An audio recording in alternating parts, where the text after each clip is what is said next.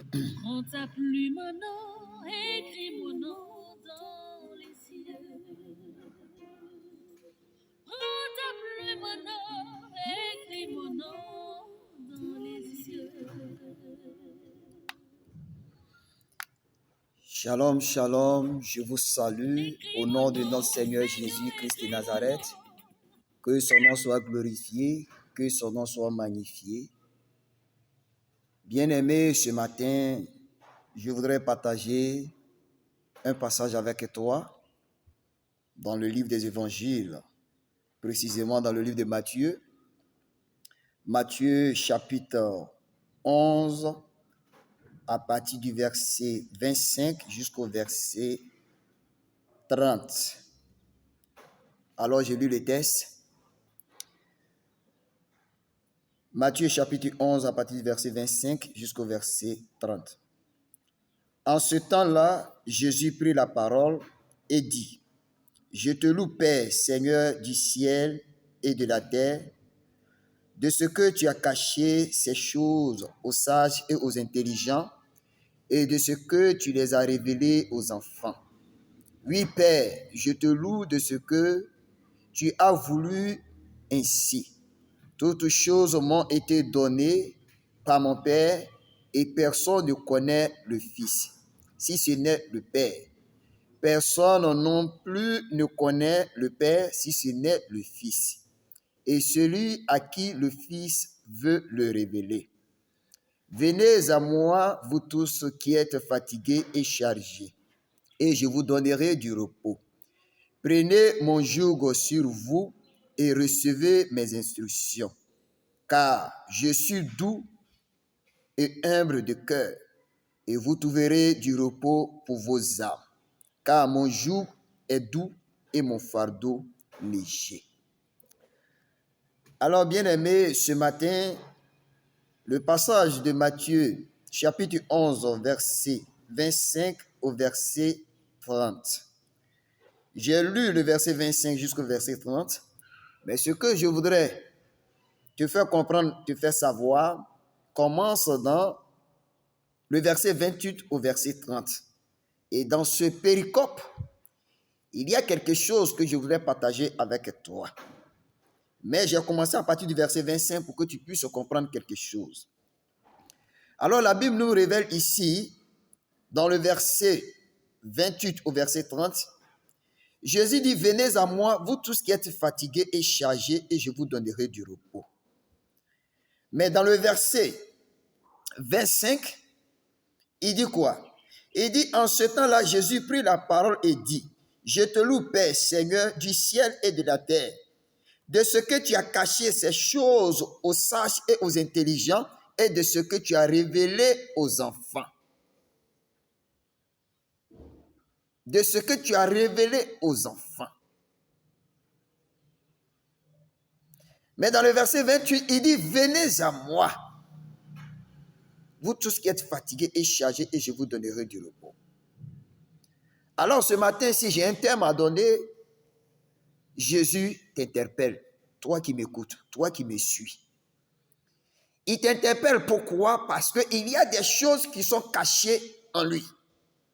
Et ces choses n'ont pas été révélées aux intelligents et aux sages. Mais ces choses-là doivent être révélées à ses enfants. Mais quels sont ces enfants que ces choses leur doivent être révélées? C'est ceux qui vont venir vers lui, comme lui dit dans le verset 28. Venez à moi, vous tous qui êtes fatigués et chargés. Alors, si tu crois que tu es un enfant de Dieu et que tu es dans les difficultés, tu es dans les problèmes, tu es dans une souffrance, pour que tu puisses recevoir cette révélation cachée de la part du Seigneur, il va falloir que tu viennes vers lui. Il détient le secret pour résoudre ton problème. Il détient tout ce qui peut t'amener à avoir du repos, à obtenir le repos. Mais pour ce faire, il va falloir que tu viennes vers lui. Alors, il t'interpelle ce matin. Il t'interpelle, toi qui m'écoutes, toi qui me suis. Le problème qui est sur ta vie, la souffrance qui est sur ta vie, tu ne peux les résoudre toi seul. Tu ne peux toi-même trouver la solution.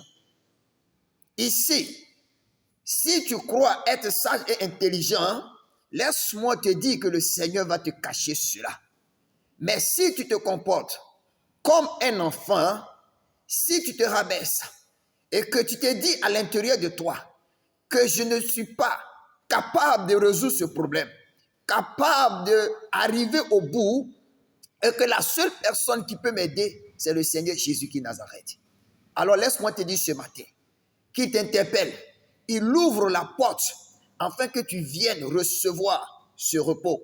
Parce que quand tu regardes dans le verset 29, il dit, prenez mon joug sur vous et recevez mes instructions.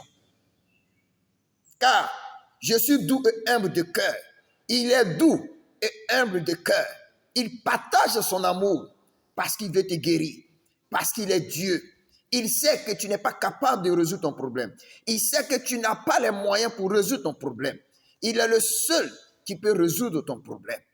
Pour ces raisons, ce matin, toi qui m'écoutes, toi qui me suis, mets-toi dans un coin de ta maison, mets-toi dans un lieu et commence à prier. Dire au Seigneur Jésus que c'est vrai, j'ai eu tort, j'ai cru être sage, j'ai cru être intelligent, mais jusqu'à ce jour, je ne peux pas résoudre mon problème.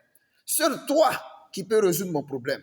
Seul toi qui peux m'apporter le repos. Alors ce matin, toi qui me suis, toi qui m'écoutes, dispose-toi, ouvre ton esprit et regarde au Seigneur Jésus qui est Nazareth et confie-le ton problème, confie-le ta situation et le Seigneur Jésus qui est Nazareth va te répondre. Quel que soit l'environnement, quelles que soient les charges, quels que soient les problèmes, laisse-moi te dire que Christ a la solution. Il est capable de pouvoir te libérer.